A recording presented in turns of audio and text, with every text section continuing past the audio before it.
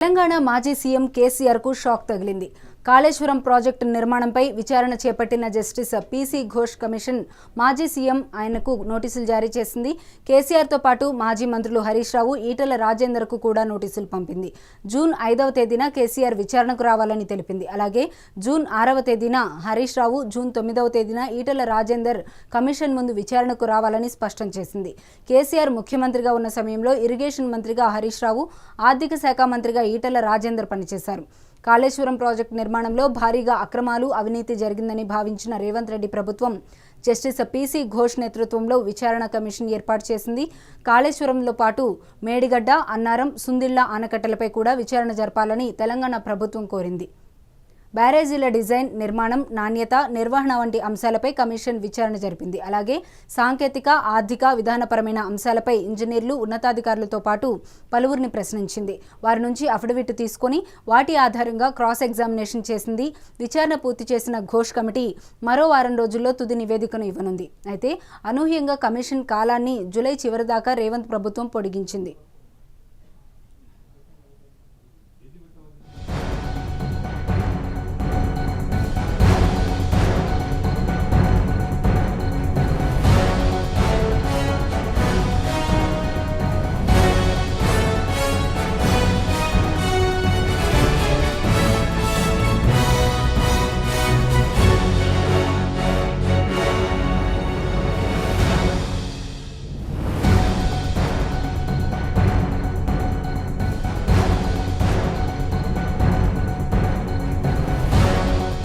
ఇక ఇదే అంశంకి సంబంధించి మరింత సమాచారం మా ప్రతినిధి ఇన్పుట్ ఎడిటర్ శ్రీనివాస్ గారు అందిస్తారు. శ్రీనివాస్ గారు, చెప్పండి. తెలంగాణ మాజీ సీఎం కేసీఆర్ కు ఇప్పుడు ఒక షాక్ తగిలిందని చెప్పుకోవచ్చు.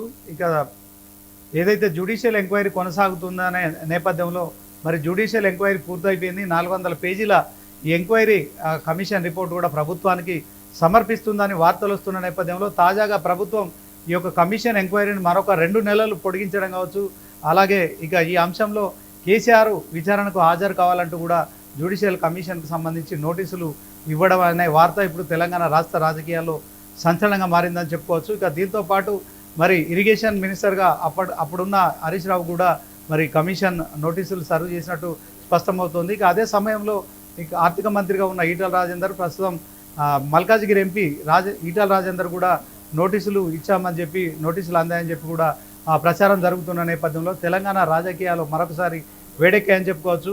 ఇప్పటికే గత కొన్ని నెలలుగా కూడా జస్టిస్ పీసీ ఘోష్ కమిషన్ విచారణ చేపడుతోంది.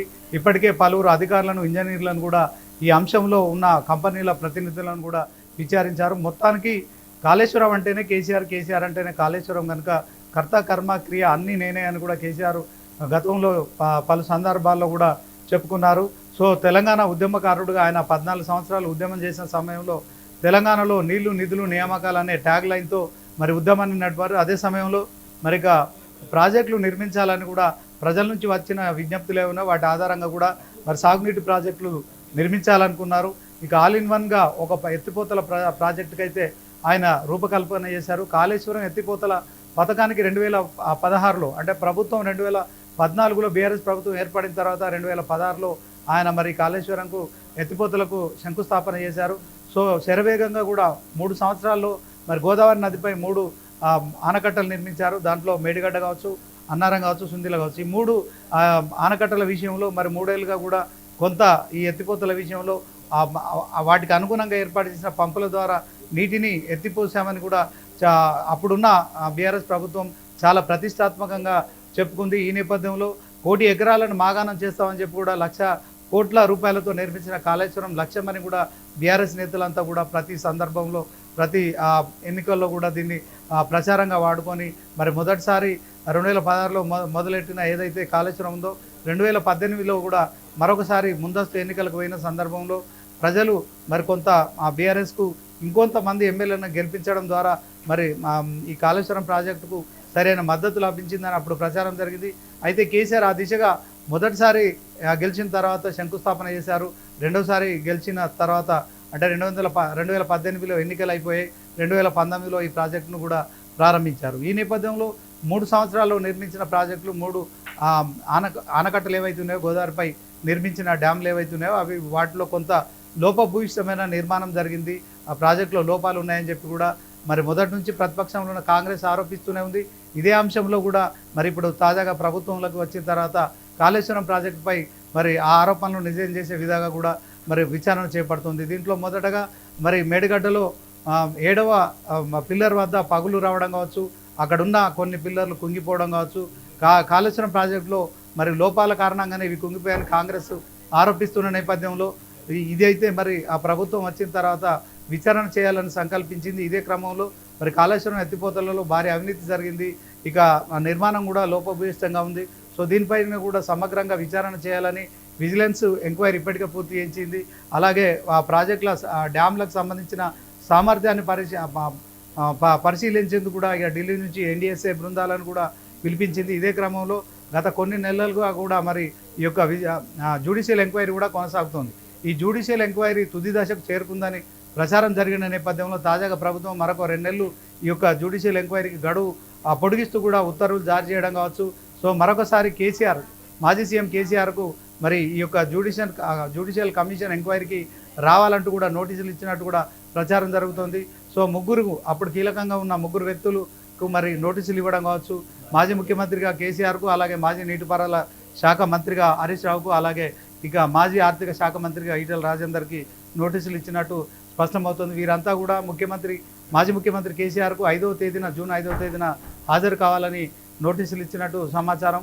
సో దీంట్లో 6వ తేదీన హరీష్ రావు, తర్వాత 9వ తేదీన ఈటెల రాజేందర్ కూడా హాజరు కావాలని మరి జస్టిస్ PC ఘోష్ కమిషన్ అయితే వీళ్ళకు నోటీసులు సర్వీస్ చేశారని కూడా చెప్తున్న నేపథ్యంలో ఈటెల రాజేందర్ కాసేపటి క్రితం మీడియాతో మాట్లాడుతున్న క్రమంలో నాకు ఇంతవరకు నోటీసులు అందలేదు, అందిన తర్వాత మరి నేను స్పందిస్తానని చెప్పడం మనం చూడొచ్చు. అట్ ద సేమ్ టైం ఇప్పుడు మరి హరీష్ రావు కావచ్చు, కేసీఆర్ ఇక ఇద్దరు కూడా మరి ఫామ్ హౌస్లో సమావేశమయ్యారు. ఈ నోటీసులకు స్పందించాలా, హాజరవ్వాలా వద్ద అనే అంశంలో మరి హుటాహుటిన హైదరాబాదు కోకాపేట నుంచి హరీష్ రావు ఆ ఫామ్ హౌస్ కేసీఆర్ ఫామ్ హౌస్కు వెళ్ళారు. వాళ్ళిద్దరు ఇప్పుడు ఫామ్ హౌస్లో కీలకంగా చర్చిస్తున్నారు. ఈ నోటీసులపై ఎలా స్పందించాలి అనే దానిపై కూడా వాళ్ళు స్పందిస్తున్న పరిస్థితి అయితే స్పష్టంగా కనిపిస్తోంది. మొత్తానికి తెలంగాణ రాజకీయాల్లో మరి ఈ నోటీసులకు కేసీఆర్ ఎలా స్పందిస్తారని చెప్పి రాజకీయ వర్గాల్లో కొత్త ఆసక్తికరమైన చర్చ అయితే నడుస్తుంది. దీంట్లో జ్యుడిషియల్ ఎంక్వైరీ కనుక మరి గతంలో కూడా విద్యుత్ కమిషన్కు సంబంధించిన అంశంలో కూడా నోటీసులు ఇచ్చిన సందర్భంలో మరి అప్పుడున్న చైర్మన్గా ఉన్న ఆ కమిషన్కు సంబంధించి చైర్మన్గా ఉన్న ఒక వ్యక్తి మీడియా సమావేశం నిర్వహించారు. దాన్ని తప్పుపడుతూ మరి కేసీఆర్ కోర్టుకు వెళ్ళడం కావచ్చు, ఆ చైర్మన్ పదవి నుంచి అతన్ని అనర్హుడిగా పేర్కొంటూ కోర్టు తీర్పు ఇవ్వడం కావచ్చు. ఆ విద్యుత్ కమిషన్ విచారణ అప్పుడు ఆగిపోయింది. మరి ఇప్పుడైతే మరి జ్యుడిషియల్ ఎంక్వైరీ కొనసాగుతోంది. ఈ జ్యుడిషియల్ ఎంక్వైరీ విషయంలో కేసీఆర్ ఎలా అడిగేస్తాడు, దీనిపైన మరి కమిషన్ ఎదుట విచారణకు హాజరవుతారా, లేకుంటే ఇంకా ప్రత్యామ్నాయ మార్గాలు ఎలా చూస్తారనే దాని పట్ల మాత్రం రాజకీయ వర్గాల్లో ఒక ఆసక్తికరమైన చర్చ అయితే నడుస్తుంది. అయితే ఒకవైపు కాళేశ్వరంకు సంబంధించిన జ్యుడిషియల్ ఎంక్వైరీ పూర్తయిపోయింది, 400 పేజీల రిపోర్ట్ కూడా తయారైంది, అతి త్వరలో ప్రభుత్వానికి పంపిస్తారని ప్రచారం జరిగింది. సో దానికి సంబంధించిన అంశంలో మరొకసారి ఈ జ్యుడిషియల్ ఎంక్వైరీని 2 నెలలు పొడిగించడం, దాంట్లో మరి ఈ యొక్క న్యాయ విచారణ ఇంకా కొనసాగుతుందని ప్రభుత్వం నిన్న స్పష్టం చేసింది. ఈరోజు మరి ఆ జ్యుడిషియల్ ఎంక్వైరీకి సంబంధించి మరి 3 కీలక వ్యక్తులకు నోటీసులు ఇవ్వడం కావచ్చు. సో మరి ఈ నోటీసుల విషయంలో మరి అప్పుడు గత BRS ప్రభుత్వంలో మరి 3 ఒకరు ముఖ్యమంత్రిగా ఉన్నారు, ఒకరు భారీ నీటిపారుదల శాఖ మంత్రిగా ఉన్నారు, మరొకరు ఆర్థిక శాఖ మంత్రిగా ఉన్నారు. కేసీఆర్, హరీష్ రావు, ఈటెల అప్పుడు ఒక పార్టీలో ఉన్నారు. సో ఇప్పుడు తాజాగా మరి ఈటెల రాజేందర్ మల్కాజ్గిరి ఎంపీగా ఉన్నారు. సో ఇప్పుడు ఈ నేపథ్యంలో మరి 5వ తేదీన కేసీఆర్ హాజరవుతారా, ఎట్ ద సేమ్ టైం 6వ తేదీన హరీష్ రావు హాజరవుతారా, లేక ఇక 9వ తేదీన ఈటెల రాజేందర్ హాజరవుతారా, హాజరైన క్రమంలో మరి ఎలా ఉంటుంది, హాజరు కాని పక్షంలో అది ఎలా ఉంటుంది అనేది మాత్రం తెలంగాణ రాజకీయ వర్గాల్లో మాత్రం ఆసక్తికరమైన చర్చ కొనసాగుతోంది. సో మొత్తానికి రేవంత్ ప్రభుత్వం ప్రతిపక్షంలో ఉన్నప్పుడు ఆరోపణలు చేసింది, ప్రభుత్వంలో వచ్చిన తర్వాత విచారణ చేపట్టింది. కాళేశ్వరం అనే ప్రాజెక్టును గతంలో ఉన్న BRS ప్రభుత్వం అత్యంత ప్రతిష్టాత్మకంగా నిర్మించాము, 1 కోటి ఎకరాల మాగాణం చేసే దిశగా కూడా కాళేశ్వరం ప్రాజెక్టులో మరి మేడిగడ్డ నుంచి మొదలుకుంటే అన్నారం, సుందిల్ల, అలాగే ఎల్లంపల్లి నుంచి తర్వాత మిడ్మానర్ నుంచి కొండపోచమ్మ సాగర్, అక్కడ నుంచి రంగనాయక సాగర్ కావచ్చు, మల్లన్న, ఇట్లాంటి ప్రాజెక్టులు అన్నీ కూడా నిర్మించాము. కాళేశ్వరం అంటే కేవలం మేడిగడ్డ కాదు, దీంట్లో మరి 20 పంప్ హౌజులు ఉన్నాయి, 20 రిజర్వాయర్లు ఉన్నాయి. వీటి ద్వారా ఖచ్చితంగా తెలంగాణ సస్యశ్యామలమైంది, భూగర్భ జలాలు కూడా పెంపొందించాము. సో అప్పుడు రిజర్వాయర్లన్నీ నిండుగా ఉన్నాయి. సో మరి బీఆర్ఎస్ ప్రభుత్వం మీద కక్షగట్టి కాంగ్రెస్ ప్రభుత్వం ఇప్పుడున్న కాళేశ్వరం ప్రాజెక్టు ఎత్తిపోతలను వాడట్లేదు సో అని చెప్పి కూడా వాళ్ళు ఆరోపిస్తున్న నేపథ్యంలో కాంగ్రెస్ మొదటి నుంచి కూడా చెప్తుంది కాళేశ్వరం అనేది పనికి రాకుండా పోయింది. 1,00,000 కోట్ల రూపాయలు గోదావరిలో పోయాయి. సో దీంట్లో కాళేశ్వరంతో ఒక నీటి బొట్టు కూడా వినియోగించకుండా కూడా మేము కాళేశ్వరం ప్రస్తుతం ప్యాడీకి సంబంధించిన వరి సాగులో కూడా దేశంలో నెంబర్ 1గా ప్యాడీ ప్రొక్యూర్మెంట్ చేశాం. సో కాళేశ్వరం అనేది పనికిరాదు అనే వాదన కాంగ్రెస్ కూడా చేస్తున్న నేపథ్యంలో ఇప్పుడు మల్లన్న సాగర్లో ఉన్న 20 టీఎంసీల నీటిని తీసుకొని మాత్రమే ఇప్పుడున్న తాగునీటి అవసరాలకు వాడుతున్నారు.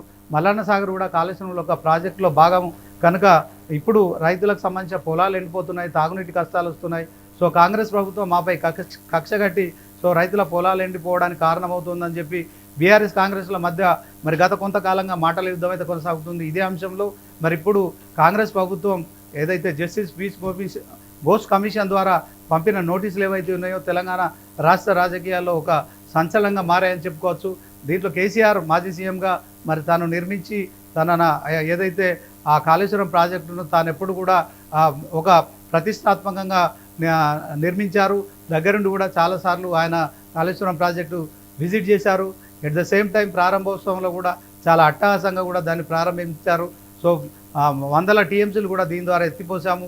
సో రాష్ట్రంలో ఉన్న రిజర్వాయర్లను కూడా నింపామని చెప్పి నేపథ్యంలో కాంగ్రెస్ ప్రభుత్వం వచ్చిన తర్వాత మేడిగడ్డ వద్ద ఆ పిల్లర్లు కుంగిపోవడం కావచ్చు, మరొక పిల్లర్కు పగుళ్ళు రావడం కావచ్చు, ఇలాంటి వాటి వల్ల మరి అక్కడ కనుక నీటిని నిల్వ చేస్తే ఖచ్చితంగా డ్యామ్ పూర్తిగా కూలిపోయే అవకాశం ఉంటుంది.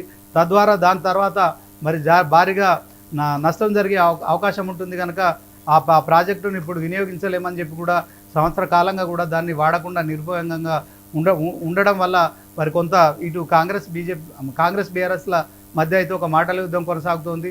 సో ఇటు కాంగ్రెస్ వాదన అటు బీఆర్ఎస్ వాదన నడుమ మొత్తానికి తెలంగాణ రాష్ట్ర వ్యాప్తంగా కూడా ఆసక్తికరమైన చర్చ అయితే కొనసాగుతుంది. ఇప్పుడు తాజాగా నోటీసులు కూడా సర్వ్ చేయడంతో ఈ నోటీసులకు కేసీఆర్ ఎలా స్పందిస్తారు, at the same time Harish రావును తర్వాత కేసీఆర్ ఫామ్ హౌస్లో ఇద్దరు 1 గంట సేపటి నుంచి కూడా సుదీర్ఘంగా సమావేశమయ్యారు.